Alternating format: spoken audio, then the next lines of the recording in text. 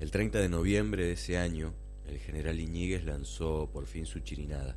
Los sublevados tomaron un cuartel en Rosario y eso tenía que desencadenar otros alzamientos en varios lugares del país. Los muchachos esperaban acuartelados en el sindicato de aceiteros en Buenos Aires. En cuanto el golpe se impusiera, tenían que salir a la calle, tomar los ministerios, copar las embajadas, para que no se les escaparan enemigos. Tenían Winchesters, pistolas, revólveres, 2 ametralladoras, muchos explosivos, una farmacéutica y una médica para ocuparse de los heridos. Había por una vez varias mujeres, Clarisa, Aída y María. A Embar le impresionaba ver las mesas preparadas para servir de camillas. La noche se fue pasando entre chistes malos y ansiedad de noticias. Las radios no contaban casi nada. A las 6 de la mañana, cuando ya fue evidente que las otras guarniciones no se levantaban, el grupo de comando se desconcentró con esa mezcla rara de amargura y alivio. Cada vez les parecía más claro que los milicos siempre prometían y después se echaban para atrás, que ya estaban hartos de confiar en esos tipos, que las soluciones tenían que surgir de ellos mismos. El grupo era más o menos estable, salvo por las caídas. A Gustavo Riarte lo agarraron en diciembre después de un tiroteo. Su hermano Pocho y Embar se fueron al hospital Rawson, dispuestos a reducir al policía de guardia y rescatarlo, hasta que un médico que conocían les dijo que si se lo llevaban así, con el intestino agujereado en 15 partes, se les moría. Rulli y Espina también habían caído y también intentaron rescatarlos. Se pasaron varias tardes apostados en las Heras y Malavia, mirando pasar el camión que llevaba a los presos desde la penitenciaría de las Heras hasta el Consejo de Guerra en el Regimiento Primero de Palermo. Pasaba el camión militar, de esos abiertos atrás, y los muchachos, en combinación con los presos, pensaban tirar unas granadas para pararlo. Con la frenada, los guardias del camión iban a quedar culo para el norte y los iban a reducir fácil, y después, con sus compañeros rescatados, iban a huir todos en un Kaiser Caravelle. Cacho le había pedido su colaboración a José Luis Nel, que sin preguntar nada se sumó al operativo. Estaba todo listo, pero el día D llovía y 2 compañeros faltaron a la cita y la operación se levantó a último momento en el bar de Canning y Las Heras. Después, enterados de que ese día ni Rulli ni Espina estaban en el camión militar. Al mismo tiempo trataban de organizarse un poco mejor. Habían armado una estructura en la que se reunían los distintos grupos que andaban medio sueltos. La Juventud Peronista Mesa Ejecutiva. La mesa ejecutiva estaba compuesta por un comando de organización, un comando de finanzas, un comando de prensa y propaganda. Un muchacho de La Matanza, Alberto Brito Lima, estaba a cargo del comando de organización. En una de las reuniones, Embar, Carlos Caride, Luis Sansoulet, Aída Filippini y Edgardo Lombardi, entre otros, le criticaron a Brito los riesgos innecesarios que había corrido en una acción que terminó mal. Entre un reproche y una puteada, la polémica fue degenerando y Brito Lima decidió abrirse llevándose su comando de organización. Mientras tanto, los muchachos seguían activando, publicaban trinchera, armaban un acto, ponían algún caño, pero las caídas se aceleraban. Los buscaban, entre otras cosas, por lo de Ezeiza. Un detenido había cantado nombres. Entre los nombres, entre los más buscados, figuraba un tal Saúl Hecker. Los grupos solían estar infiltrados y no tenían grandes medidas de seguridad. Embar y sus compañeros usaban nombres de guerra, nombres falsos, pero muchos se conocían los apellidos verdaderos.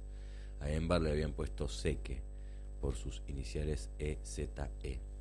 Seque, el malo, era el padre del lobo feroz, en una historieta que los del grupo solían leer en esos días. Entonces, cuando aquel preso cantó, el único nombre que conocía del 7º integrante del grupo de Ezeiza era Seque. Los policías que lo torturaban para interrogarlo conocían a un Hecker, militante de la resistencia peronista, y supusieron que era él. Hasta salió en los diarios: se busca a Saúl Hecker, ideólogo marxista. A Embar no lo buscaban por esa, pero sabían que estaba.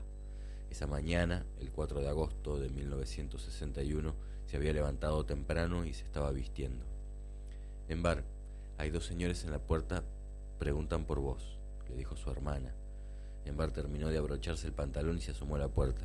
Iban de civil, pero olían de lejos a botón. Nos va a tener que acompañar. No, pero ¿por qué? No, por nada, por averiguación de antecedentes, dijo el más viejo.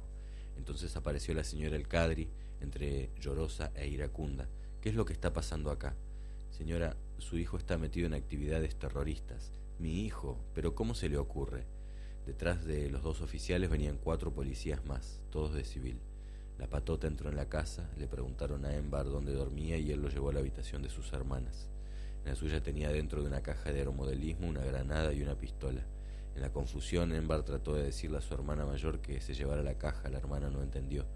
¿Y a dónde vas cuando te vestís así, corazón?, le dijo uno de los oficiales, que había empezado a revisar un armario mientras sacaba una pollera de cuadritos. Embar los tuvo que llevar a su dormitorio y los policías empezaron a revisar todo hasta que encontraron la caja de aeromodelismo. ¿Y esto de acá? No sé, señor. Yo esto recién lo veo ahora. No seas mentiroso. Esto lo tenías vos acá. No, yo recién lo veo. En menos de un minuto Embar estaba esposado y lo empujaban hacia un coche en la puerta. Su madre lloraba y la calle estaba llena de curiosos. Embar no terminaba de entender si se sentía un héroe o un pelotudo, o era más que nada miedo. Unos vecinos, mientras, habían avisado a la seccional 38 y ya había aparecido un patrullero. Los de civil se impusieron a los gritos. Oficial, caballero, no se metan, que este es nuestro, es un terrorista. En un cuarto del edificio de Coordinación Federal, Embar se enteró de que lo habían ido a buscar porque lo había cantado un compañero. El cuarto ese se le había vuelto un mundo, lo tenían ahí, era de ellos. Le podían hacer lo que quisieran. Lo tenían esposado, con las manos atrás, y lo patoteaban entre 4. Le gritaban, lo sopapeaban, y Embar no sabía de dónde iba a venir el próximo golpe o la próxima pregunta. Rearte siempre le había dicho que había que negar todo. Para decir que sí ya vas a tener tiempo, le decía. Ellos saben, te junan, te tienen, pero les queda la duda. Lo tenían. Tantas veces había temido ese momento. Tantos compañeros le habían hablado de eso y ahora por fin iba a ver cómo reaccionaba. Pensó que ojalá fuera capaz de portarse como había querido. Trató de pensar, sobre todo en eso, pero los canas no lo dejaban concentrarse. Entonces uno agarró su granada, de lo más casera, fundida por los compañeros de la resistencia de zona sur, fragmentada como si fueran ravioles, con un tapón de corcho y unos fósforos incrustados en el corcho. Al rasparla con la lija de una fosforera se prendían los fósforos. Teóricamente la granada explotaba al cabo de unos segundos. El sistema funcionaba muy de vez en cuando. ¿Y esto para qué sirve? No sé, señor, a mí me dijeron que la guardara. No tiene nada. Uno de ellos acercó un cigarrillo a los fósforos de la granada. Ah, ¿no tiene nada? Vamos a probar, hijo de puta. Vas a saltar por los aires, no tiene nada. Y lo seguían pateando, o le hacían el aplauso desde atrás, 2 cachetazos sincronizados, uno en cada oreja. Mientras le preguntaban por tal o cual acción, si había estado en la de Seiza, si conocía a fulano o a mengano, Embar mantenía el ingenuo inocente que negaba todo. La sesión duró un par de horas hasta que se cansaron. Lo dejaron tirado en una celda. Cada tanto venía alguno y decía, este es el que tenía la granada. La quería tirar contra nosotros. Hay que matarlo. Embar trataba de contestar que no sabía nada, y lo puteaban más. El mismo día en que detuvieron a Embar, 3 civiles fueron a buscar a Alberto Brito Lima en la casa de su madre en Mataderos. Ella les dijo que no estaba y los policías se fueron. Cuando Brito pensó que ya había pasado el suficiente tiempo, salió a la calle. Los policías lo estaban esperando. Cuando le dieron la voz de alto, Brito estaba desarmado y trató de salir corriendo, pero lo bajaron de un balazo en la pierna. Los policías también hirieron a 2 vecinos. Lo tuvieron unos días en el hospital Salaberry, pero como no había pruebas, tuvieron que soltarlo. Después de una semana en coordinación, la policía trasladó a Embar El Cadri al Regimiento Primero de Palermo para pasar ante el Consejo de Guerra. Embar seguía ignorando todo y sobre todo se negaba a declarar ante un tribunal que, según la Constitución, no le correspondía. Cuando le pegaban, Embar juraba la carta institucional. Yo soy cadete del Liceo Militar y me parece una vergüenza, un deshonor que los militares sean torturadores. Yo no lo podía creer cuando leí que ustedes eran torturadores, pero ahora me doy cuenta de que es verdad. ¿Ah, sí? ¿Y dónde lo leíste, turro? No sé, por ahí, no sé. Te vamos a fusilar, hijo de puta. Embar El Cadri fue condenado a 5 años de cárcel por tenencia de explosivos e infracción a la Ley Federal de Emergencia número 15.293, dictada para suplantar a los tribunales del Plan Conintes. Estuvo en Caseros, en Neuquén, donde conoció a Monseñor de Nevares, en Santa Rosa, donde los guardiacárceles se habían sublevado el 9 de junio de 1956 bajo el mando del capitán Philly Fox. Otra vez en Caseros, donde lo trajeron el 25 de mayo de 1963 para llevarlo al funeral de su hermano Omar, que murió a los 11 años.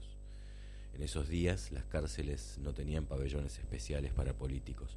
Los militantes compartían el lugar con los demás presos. Enbar, en un cuaderno que llevaba entonces donde describía la vida carcelaria, escribía recomendaciones jocosas para el preso bisoño. Cuando entre al pabellón se le acercará un muchacho y en amable tono de voz le dirá: diga, allá en el fondo hay un muchacho que lo conoce. Usted dirigiría la vista al fondo y sabrá por primera vez qué quiere decir oscuro como boca de lobo. No obstante, se armará de coraje y avanzará. Llegará una rueda matera de 8 o 10 integrantes que se caracterizarán por tener una toalla alrededor del cuello y calzar zuecos. Lo observarán detenidamente hasta que uno le preguntará: ¿por qué caíste? ¿O andás en la pesada? Usted podrá contestar la verdad o mentir, o sin dejar de decir la verdad, adornarla con algunos detalles. Entonces se expresará como una persona que nunca ha estado presa, menos en el ambiente, y ellos, los muchachos, confirmarán el juicio emitido por su sexto sentido cuando lo vieron entrar.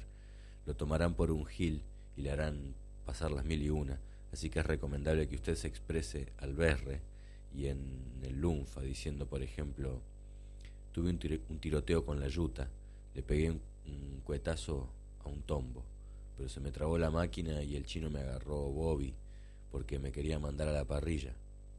En RH estuve 14 días, trompadas en los riñones, gomazos en la espalda, cadenazos en los pulmones. Todavía orino sangre, pero no me sacaron ni mu. Me hacen autor de 104 hechos y un amasijo. Tengo 124 quemaduras comprobadas, escribía Enbar en su cuaderno de Miguelito. En la cárcel, los peronistas solían llamarlo Miguelito.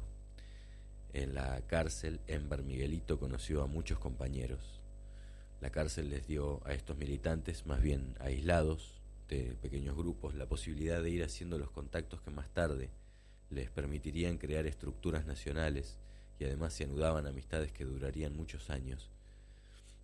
Caseros, en agosto de 1962, se enteró de que la policía de la provincia había secuestrado a su amigo Felipe Vallese, un obrero metalúrgico del grupo que se robó las armas en Ezeiza, que nunca más apareció y se transformaría en uno de los primeros mártires que reivindicaría la juventud peronista. En Caseros también vio un día en el rotobrado de la prensa la foto de una maestra primaria que había acompañado a sus alumnos a visitar las instalaciones del diario. La maestra le gustó. De puro preso, de aburrido, le escribió. Cuando le llegó la respuesta estaba más que nada sorprendido. Al principio creí que se trataba de una broma, decía la chica, pero después pensé que no, y entonces, pensando en lo que debes estar sufriendo, decidí responderte: si es una broma, olvídalo, pero si no era una broma, te ofrezco mi amistad. Enbar le contestó y ella a su vez. El correo en esa época funcionaba y se mandaban un par de cartas por semana. Enbar se le declaró en el mismo lunfardo que recomendaba su bisoño imaginario. En este chamullo reo, con respeto le diré, el amor de un hombre niño por una niña mujer. En entreveros y aprietos, el primero siempre fui, y si la yuta me dio la naca, por seguir un ideal, no deje de ser taura, ni en la parada afloje. Entre sunchales y logis, entre malandras y ortivas, enfriaba yo los días. Minga de alegría o de pasión, ninguna feba encendía mi metejón. En la mula vi una foto, entre canguelas y angelitos, entre pastenacas y pamelas, encontré ahí tus ojitos, que al zurdo encanaron, sin pogru ni escrullo. Te escribí sin confianza, porque en la desgracia el pobre no tiene esperanza. Batacazo, tu rayito de sol, hermoso como una flor, que en sus letras mostraba la dulzura del amor. Ahí nomás el bobo se descarriló, ya latía solo por vos y a nadie más relogió. Lo que no pudo la yuta, lo que no pudo el botón, lo logró la niña Mirta y su churro corazón. Ya pueden venir cuetazos y la máquina también. A la muerte como hermana yo también abrazaré, si en esa muerte me espera su cariño de mujer. En libertad, Émbar no había tenido gran trato con mujeres. El mundo de la juventud peronista era muy masculino y sus actividades lo tenían demasiado absorbido, pero en la cárcel ese enamoramiento fue uno de sus grandes aliados. Mirta empezó a visitarlo cada vez que podía en Caseros y se siguieron escribiendo como lo transfirieron a cárceles más lejanas. Émbar salió en libertad en Santa Rosa de la Pampa el 6 de junio de 1963, después de casi 2 años de prisión, porque su condena fue reducida gracias a la defensa del doctor Ventura Mayoral, abogado y apoderado del general Perón. De vuelta en Buenos Aires se encontró con Mirta. Los novios epistolares se dieron algunos de los besos apasionados pero castos que tanto habían demorado, y ella le pidió que hiciera una vida más normal, que volviera a la facultad, que dejara todas esas historias de la militancia. Lo apretó. Fue un error. Entre Mirta y Perón, Émbar eligió a Perón. Esta pistola me la dio el general Perón para que se la entregue usted, le dijo Héctor Villalón mientras le alcanzaba una cajita con una 765, y Émbar el Cadri se infló como un pavo real. Émbar, Espina y Luis Sansoulet estaban en una suite del Hotel Victoria Plaza, el mejor de Montevideo, en pleno invierno de 1963. Villalón era un desconocido, pero había aparecido con credenciales muy en regla, firmadas por el general, que lo autorizaban para ayudar a la reorganización de la juventud peronista, y decía que en realidad su verdadera misión era organizar la guerra de guerrillas en todo el continente. Villalón los había invitado a reunirse con él en Uruguay. Sobre la mesa, junto a las tazas vacías del desayuno, Villalón había desplegado un mapa de la Argentina y les explicaba cómo los tanques que iban a comprar en Chile entrarían por tal paso del sur y cómo desde Paraguay iba a avanzar un ejército con aviones. La invasión iba a ser definitiva.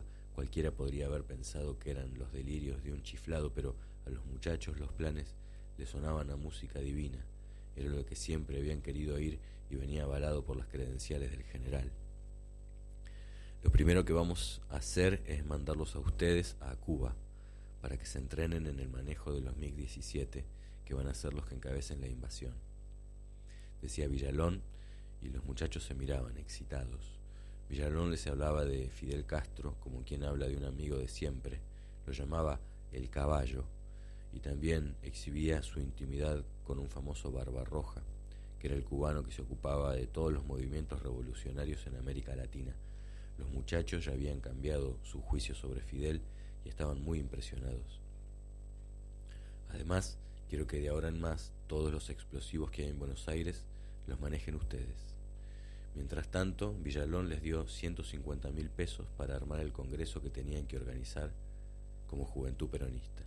A los pocos días, de vuelta en Buenos Aires, Émbar se encontró con un compañero de muchos años, Julio Troxler, el sobreviviente de los fusilamientos de 1956. Su grupo era el que tenía buena parte de los explosivos que supuestamente ellos tenían que controlar. Así que ustedes me quieren matar a mí, le dijo Troxler de movida. Pero Julio, ¿cómo se te ocurre? No, porque me dijeron que ustedes nos quieren sacar los explosivos. ¿Quién te dijo eso? Troxler primero le dijo que no podía decirlo, al final le confesó que había sido Villalón. Ah, Villalón, Flor de hijo de puta. A nosotros Villalón nos dijo que vos querías darnos las cosas. Al salir de la cárcel, unas semanas antes, el Cadri, Espina y Rulli habían formado un triunvirato para reorganizar la juventud. Tenían ciertas diferencias. Émbar pensaba que la JP debía ser un ejército de cuadros que encabezara la lucha armada, y Rulli una organización de masas para la insurrección popular.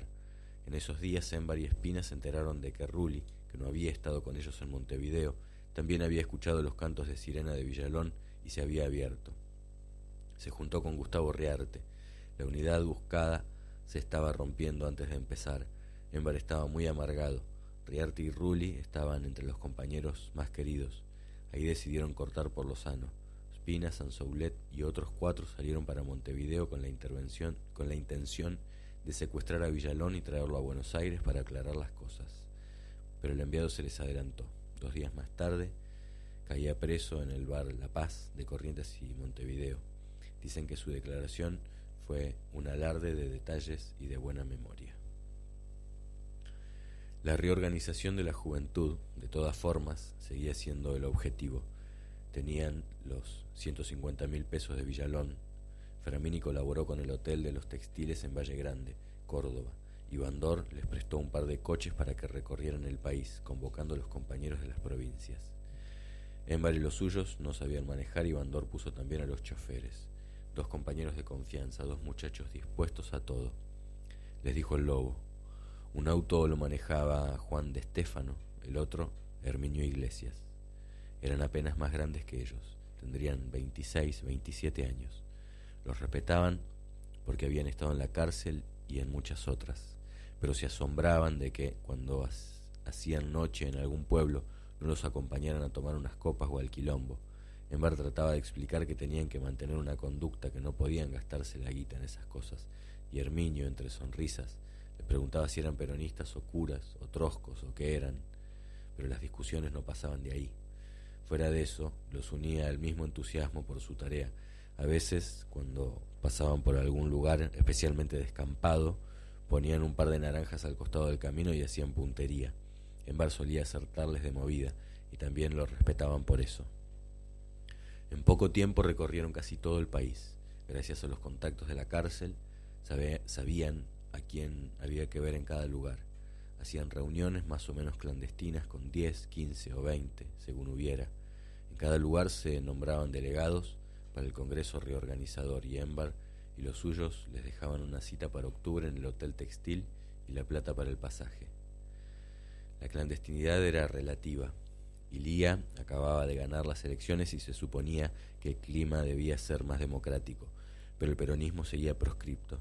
En la inauguración del Congreso a fines de octubre, cuando Ilía ya había asumido, leyeron una carta del general Perón que decía que el nuevo gobierno recibe un país en quiebra, con su economía paralizada y al borde de la ruina, sus finanzas manejadas por agentes de los intereses foráneos de explotación, con casi 1 millón de desocupados, con una deuda externa estatal directa de 4.000 millones de dólares, con los servidores del Estado impagos y al borde de la miseria, las Fuerzas Armadas desquiciadas y el pueblo desesperado por los efectos de 8 años de tiranía.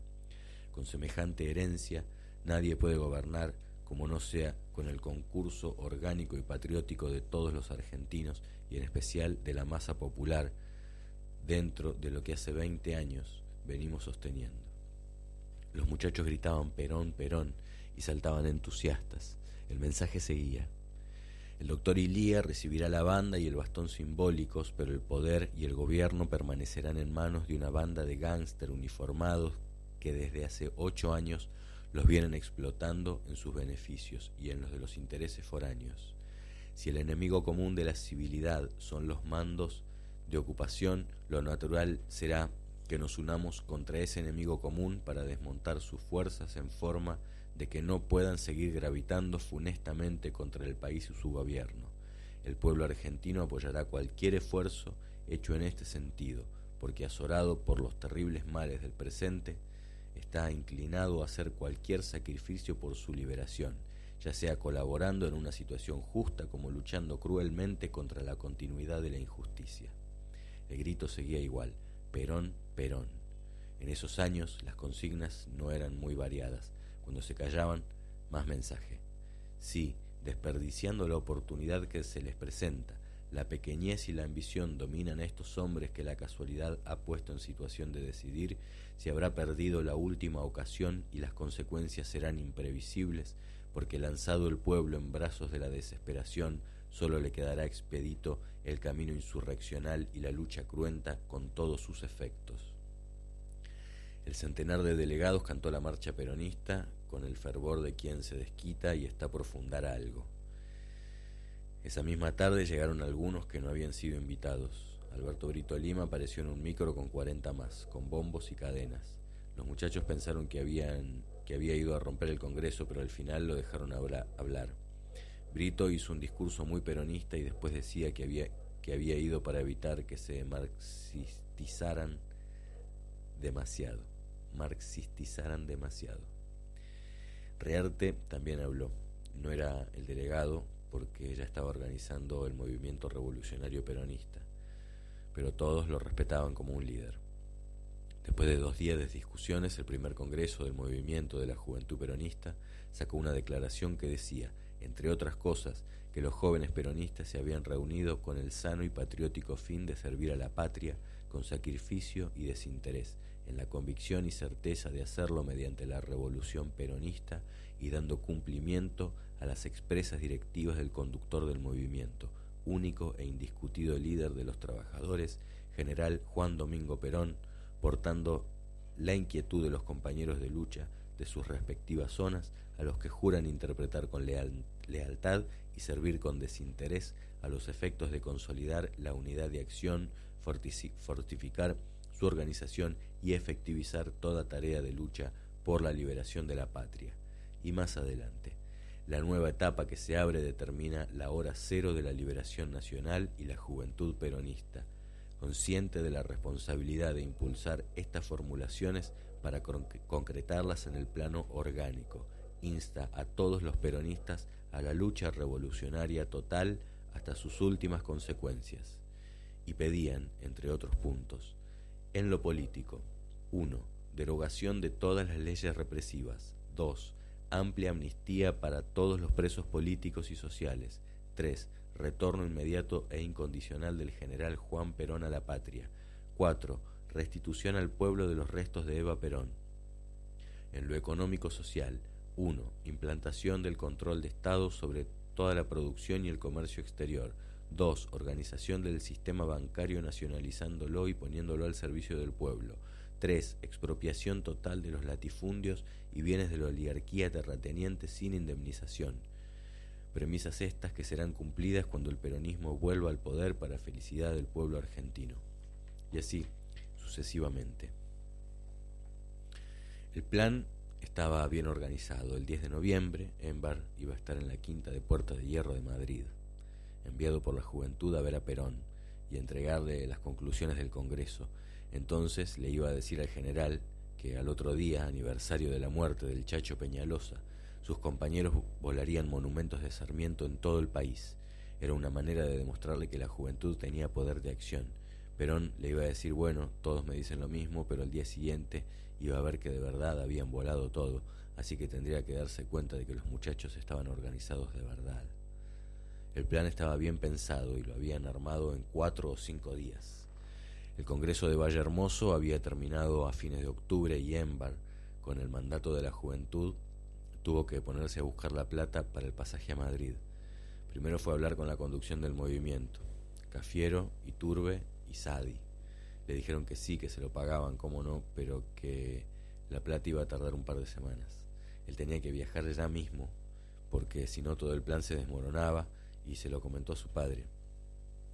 Mira, papá, me van a pagar todo, pero por el momento la plata no está. ¿Vos podrías sacar un crédito y después yo te voy dando la plata todos los meses? Podría ser, pero ¿estás seguro que ellos te van a dar?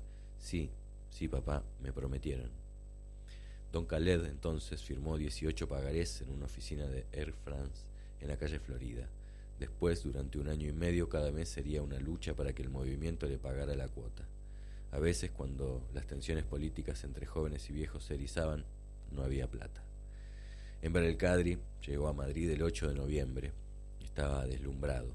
No paraba de decir que 5 meses antes estaba en el penal de Santa Rosa y ahora ahí, a punto de ver al general. No lo podía creer.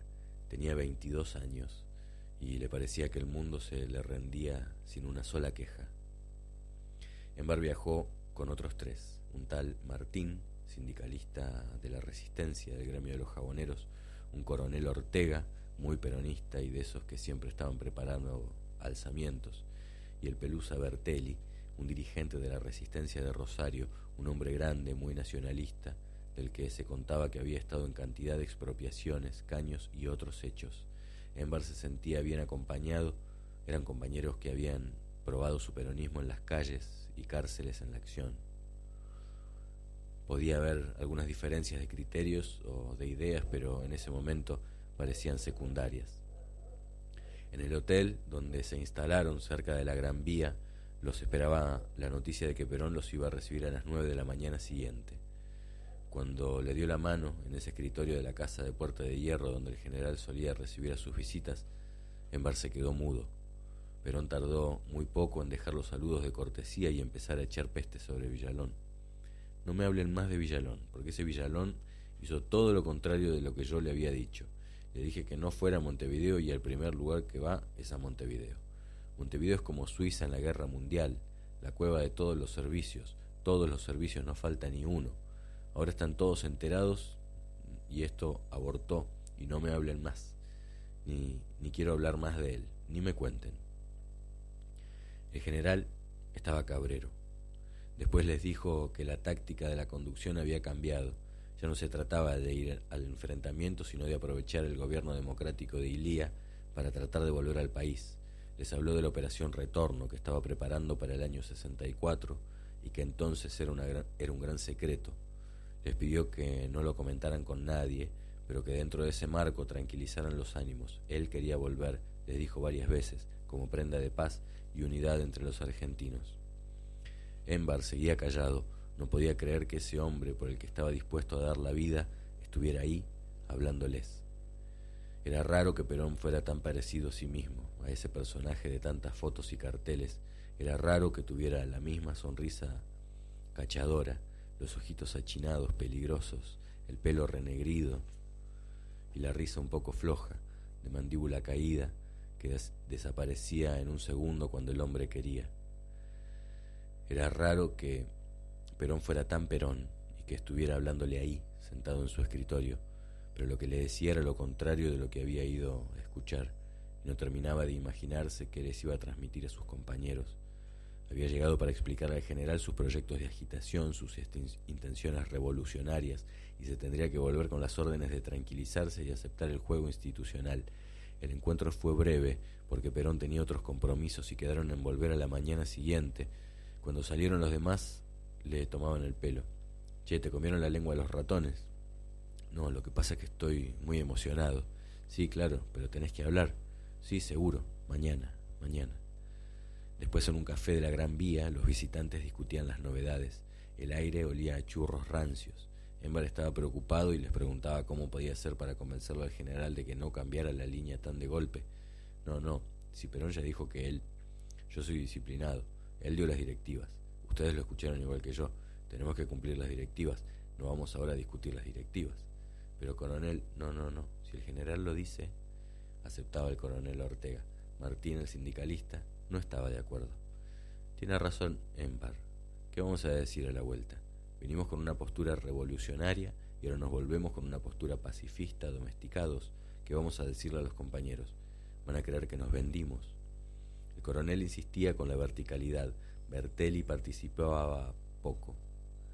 Enver seguía preocupado. Al final les anunció que iba a intentar algo. Mañana yo voy a hablar. Vamos a ver qué pasa. El 9 de noviembre llegaron más temprano. Enver había estado pensando muy bien lo que tenía que decir y arrancó de movida. Mire, general, ese barquito que tiene usted lo hizo de Roberto en el pabellón 23 de la cárcel de Caseros. Y me pone muy contento verlo aquí porque simboliza nuestro espíritu de lucha. El general miraba complacido un velero tallado en madera con el nombre La Argentina y una dedicatoria pirograbada que decía a Juan Perón, el mejor piloto de tormentas, mientras Cacho respiraba hondo antes de seguir. Y en la juventud peronista estamos en una postura de lucha, no porque seamos violentos ni nada por el estilo, sino porque vemos que durante tanto tiempo nos han engañado. Frondizi subió con nuestros votos y después nos traicionó.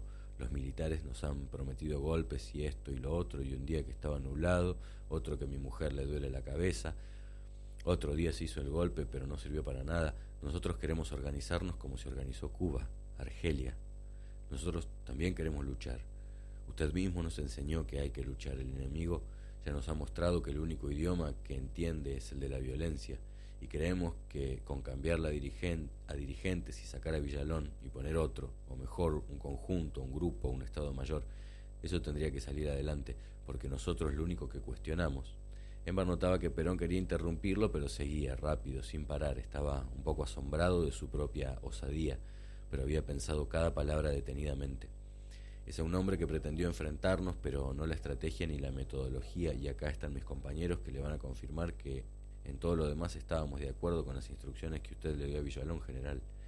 Finalmente Perón lo miró fijo 10 segundos y consiguió que se callara. No, de ninguna manera se puede seguir adelante con eso. Los servicios de informaciones ya están al tanto de todo y un plan que el enemigo conoce no sirve para nada. Hay que hacer todo de nuevo.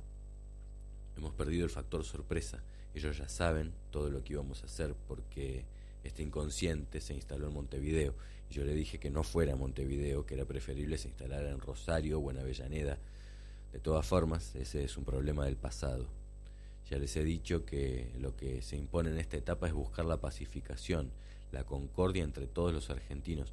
Mi retorno no tiene sentido si no es una prenda de paz para la patria. Embar lo escuchaba consternado. Además, uno de los perritos bandidos se había ensañado con él y lo mordisqueaba los tobillos. General, yo no le puedo decir esto a mis compañeros. ¿Cómo vamos a hablar de paz con los torturadores, con los asesinos? Fue entonces cuando Perón se hartó. Frunció el ceño para que se viera que lo estaba frunciendo. Estuvo a punto de golpear su escritorio con la mano y después muy suavecito le dijo: muchacho, ya que usted sabe tanto de revoluciones, hágala usted.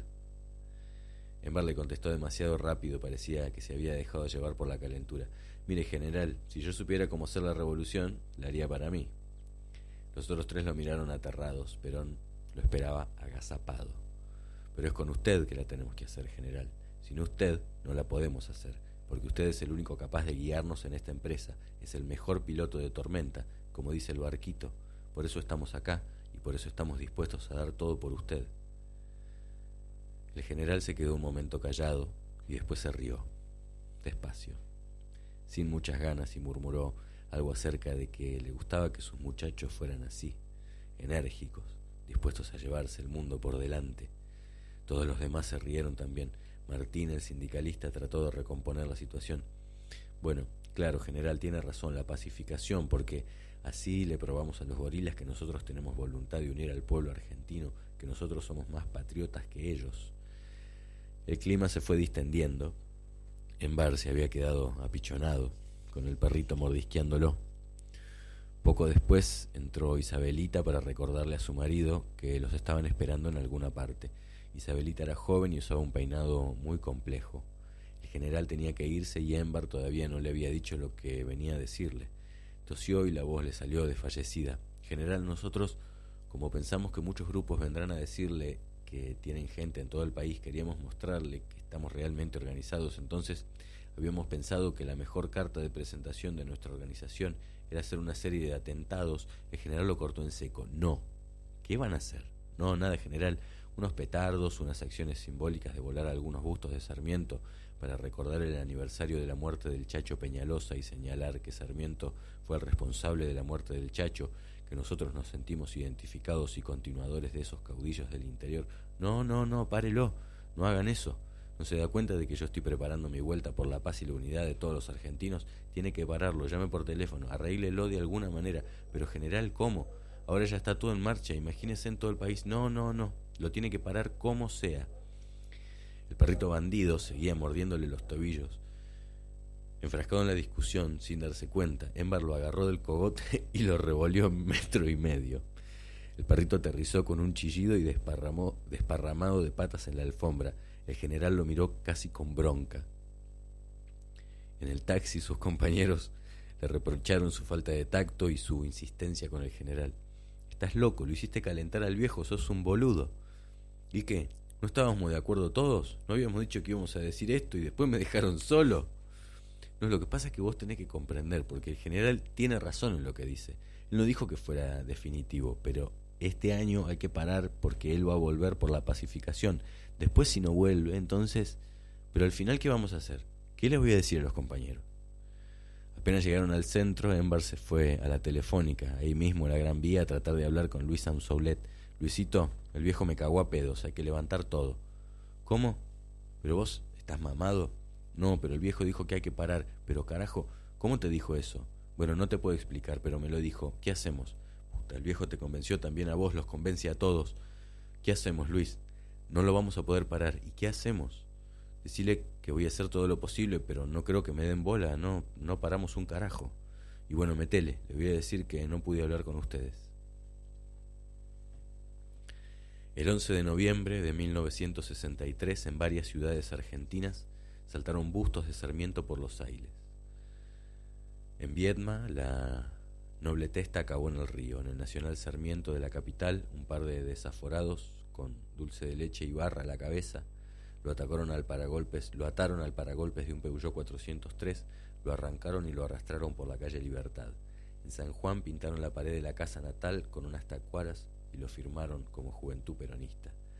En Bar se pasó todo el día 12 esperando los diarios argentinos. A la noche en Cibeles consiguió La Nación.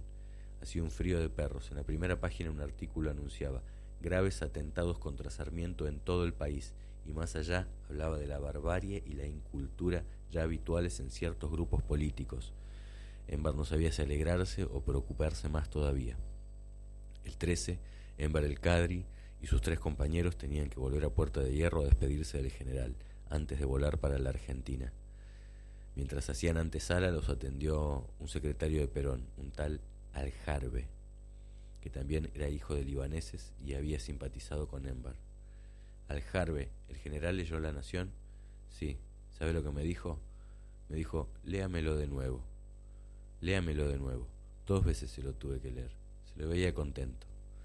Cuando entraron, Enver jugó el humilde. General, lo que se pudo parar se paró, pero algunas cosas, sí, ya lo vi. Perón estaba afable, simpaticón. Tenía en brazos a uno de los perritos y se le habían reducido las ojeras. Nosotros, general, queremos que sepa que somos sus soldados, de manera que vamos a hacer lo que usted nos dice, pero nos va a costar convencer a nuestros compañeros. Sí, lo entiendo, pero yo no quiero que corran riesgos inútiles. Por ahora, no hagan más nada. Me doy cuenta de que la representatividad que ustedes tienen... Entonces Perón empezó a hablar de lo que era la conducción, que todos tenían que obedecer a la conducción, que si bien cada peronista llevaba su bastón de mariscal, igual había un dispositivo, que él manejaba todo el dispositivo, y que si cada cual hiciera lo que quisiera sería un caos y nunca se llegaría a ningún resultado.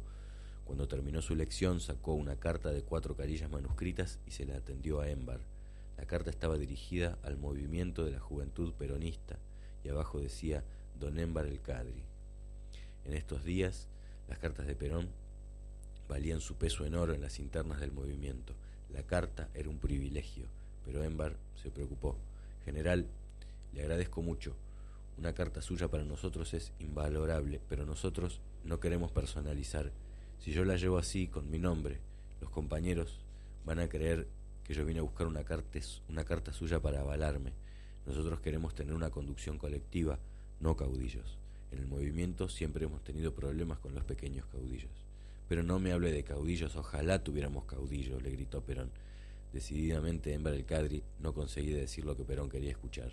El general estaba casi exaltado. Lo que nos faltan son caudillos. Si tuviéramos buenos caudillos, yo ya habría vuelto al país. Lo que pasa es que todos lo esperan de mí y no hacen nada. Ojalá tuviéramos caudillos. Tendríamos que tener 20 caudillos y entonces no me hubieran echado y no estarían esperando todo de mí y estarían haciendo las cosas que tendrían que hacer. Enver escuchaba con la cabeza baja. Martín, para tratar de desviar otra vez la atención, preguntó si el general creía que los militares y los radicales lo iban a dejar volver en son de paz. Bueno, yo voy a intentar volver en el 64 por la pacificación y la unión de todos los argentinos, pero si no me dejan volver, yo salvo mi responsabilidad. Juan Domingo Perón empezó otro discurso sobre sus responsabilidades históricas y en un par de minutos ya había recuperado su talante afable. Los enojos le duraban poco, o sabía controlarlos bien. Enver aprovechó el momento.